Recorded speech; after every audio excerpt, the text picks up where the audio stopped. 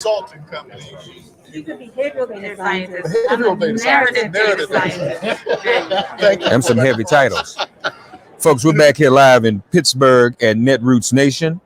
And here with us is our dear brother, Kevin Miles of Community First Solutions. You all just saw us stream the big conversation last night.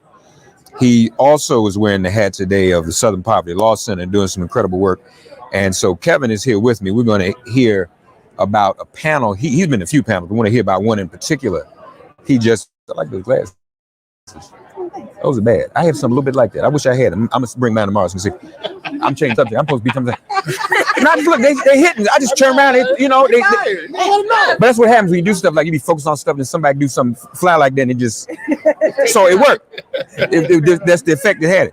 So he's going to talk to us about the panel and talk to some of these dynamic panelists. Brother, tell us first of all. Well, thank you, man, for coming on Make It Plain. Tell us about the panel you just attended. Okay, so this was an incredible panel where they were talking about, can we be successful using Black messaging to Black audiences, and also what's been wrong with the way that messaging has been used to Black voters. And I don't want to step on their thunder or misrepresent anything, but it was very, very informative. And we've got some great folks that you're going to hear from right now. One is Miss Janae Cody, who is a behavioral data scientist who can go in depth and in detail about, how the modeling in the polling that goes out to our communities is often wrong, brings back bad results, and we are not talking to people in our communities and getting actual responses from actual people and understanding what it is that actually motivates them to want to participate inside of this electoral process. Also, we have Sister C.Ann Lewis, who is a narrative data scientist, which is a term that I learned today, but also fascinating stuff because it talks about that same behavioral science, but also in terms of how we use language to actually motivate and move people. And what are those messages that people need to hear to be able to respond to? And then our brother Kwesi Chapin, who I've known for a very long time, all the way back to the New Organizing Institute, but he is now running his own shop as his own consulting company, who does this work also in terms of reaching out and motivating and moving Black voters. So I want to pass the microphone to my sister Janae Cody and just ask you, can you talk just a little bit about what it is that you do as a behavioral data scientist and the messaging that we need to be focusing on if we want to move Black voters? So I focus on understanding how the experiences, the behaviors, and the actions all influence political attitudes and how we show up, think, and organize our political behavior as African Americans.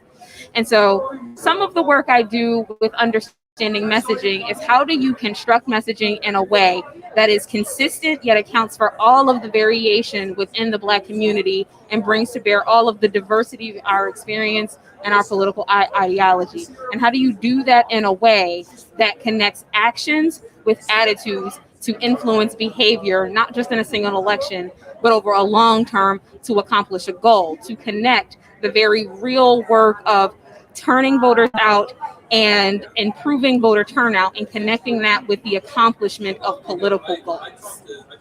Awesome. And so the same question for you, Sister Lewis. Hi, everybody. I'm C.Ann Lewis. I'm the head of research at AB, which is a creative agency, Black-owned, led by BIPOC folks. And we assist with branding and marketing and what I study, which is narratives. Narratives meaning the stories that are told overall about an issue or a topic, and the stories that we tell ourselves about an issue or a topic. So in this panel, what I talked about is how narrative change is needed to both help meet the needs of Black people, to better talk about what Black people need within the Democratic and Progressive parties, and then to better talk about our issues. I advocate for narrative change all around in order to build the political power that we need. The stories that we have are messed up. The way we're talking about the things that affect us is completely messed up. And the way the Democratic Party talks about us as an incredible, powerful group of voters, that's not a monolith, but a large group of voters, the way that we are talked about. And the group of voters that keeps them in office. We are the people most that keep them in loyal office. voting base, right? We are the most loyal voting base. But the way that we are talked about is unacceptable to me, and I'm working on narrative change there. Wow. Come on, Quasi, get in this frame so you see. Quasi Chapin. So Chapin Consulting, and this really comes back to 2008 when I worked on the Obama campaign election and noticed how Black voters were taken care of, and lack of taken care of back then. And that always didn't sit right with me in terms of the lack of how Black data just wasn't there. Like what makes us tick? What makes us move? And so this really come back to then, like it was got until 2020 came around, and we're doing down balances with color change pack, and it's not enough information still with Black voters. And so me reaching out to Dr. Cody here, and this sort of sparked this conversation around, well, it's not just what do we not know about Black voters around, well, we're not a monolith, right?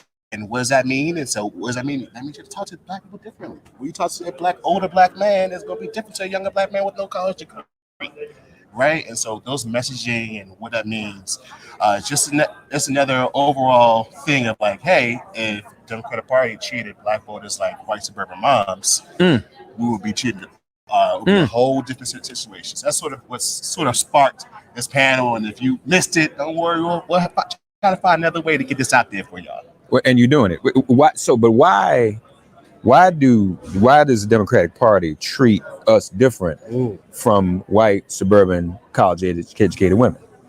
What is it? Because they ain't been loyal. them they ain't loyal. Well,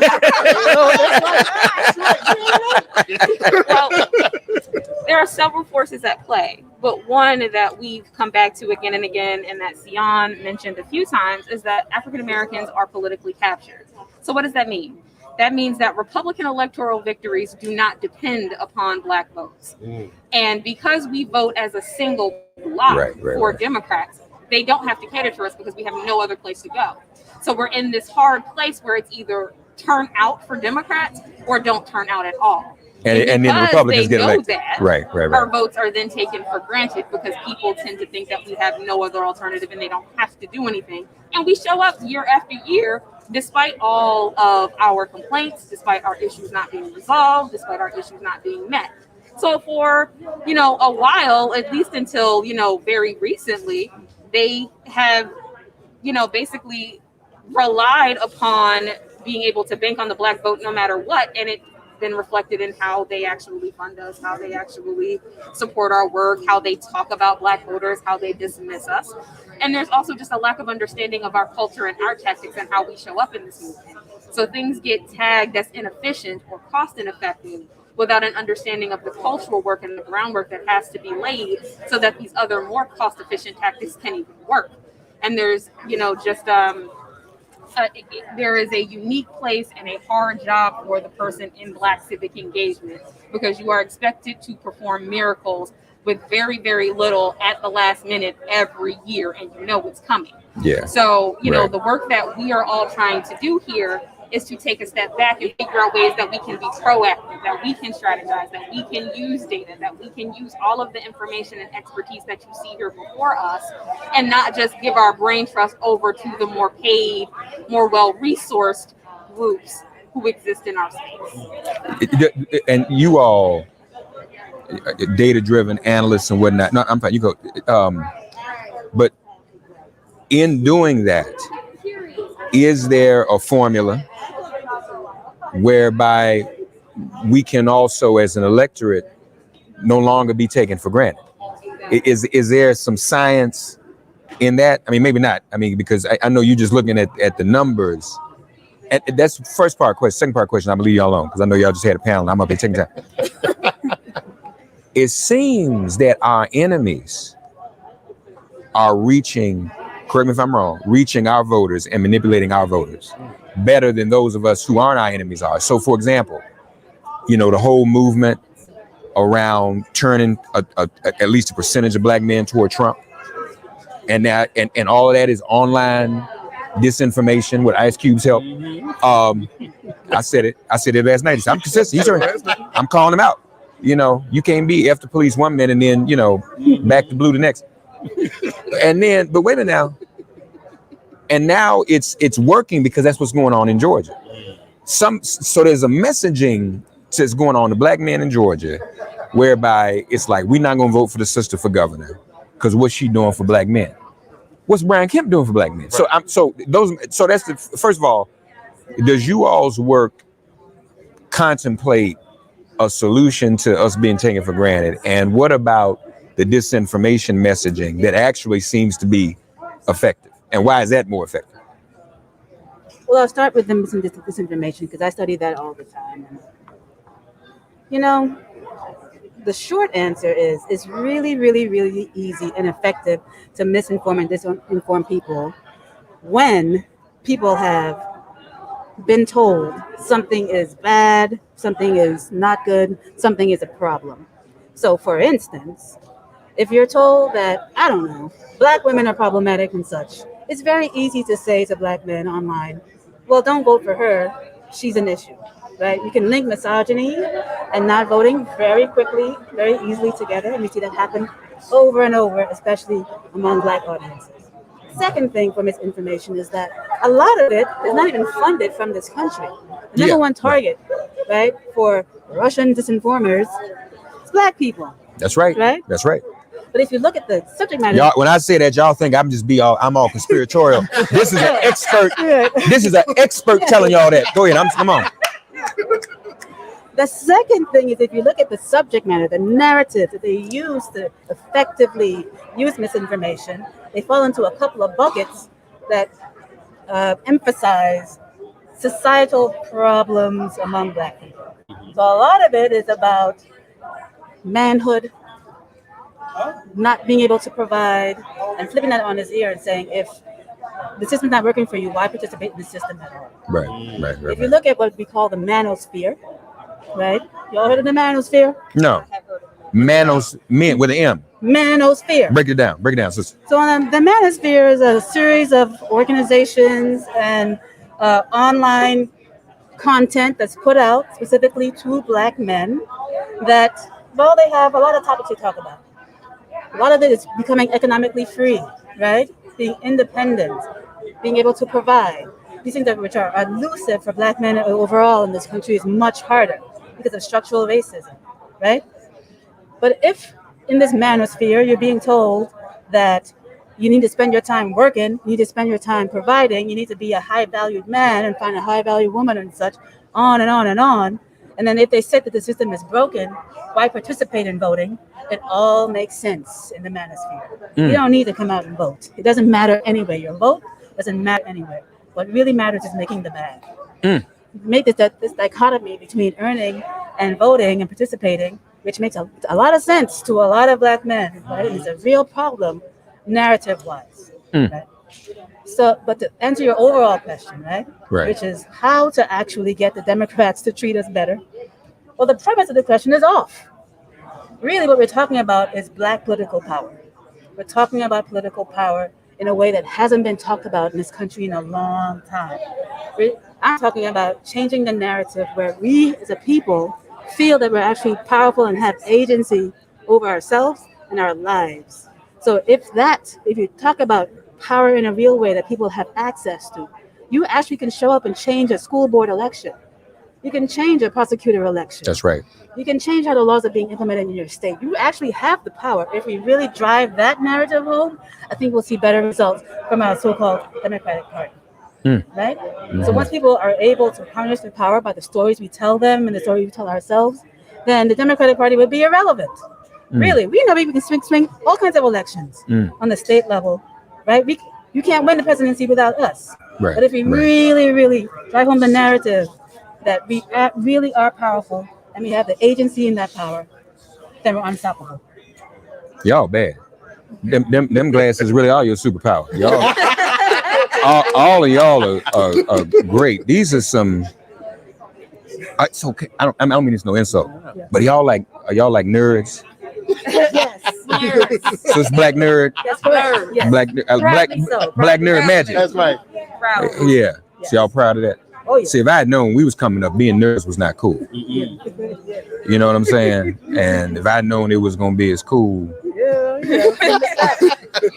I messed up. It's never too late to be a nerd. Never too That's late. right. Yeah, I don't know. Might be a little late for me.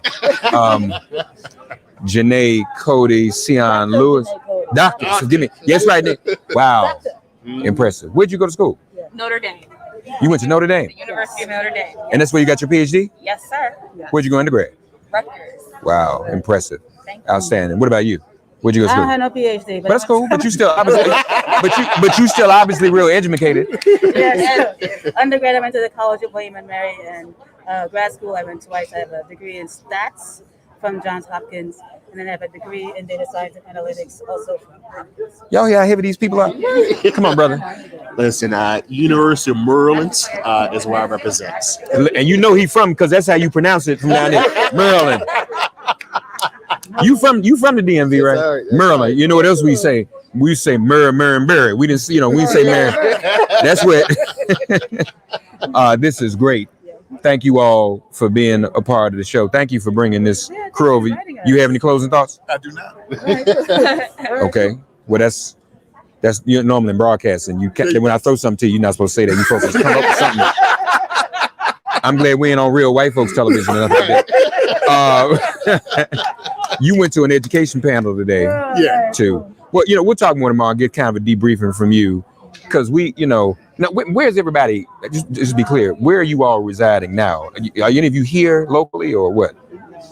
Okay, where are you based now? I am in Virginia. In Virginia. Lord have mercy. Washington, D.C. You in DC too, and you still in the area. Okay, Yep. Got you. But we up here in Pittsburgh, PA, y'all, talking with the family. And it's also good. I go back to the days of Netroots when it wasn't even as much color in it as it is now. But I'm glad to see folk here and y'all doing your thing. And let's follow up. We need to have them come on We do. and do some of the stuff we doing. You understand? Because this is some, black nerd excellence up in here. Thank you all. Dr. Janae Cody. That's right, Dr. Cody. Just Sion Lewis, That's right. Apostle Kwesi Chapman. All right, we got everybody here. Thank y'all. Okay, thank you.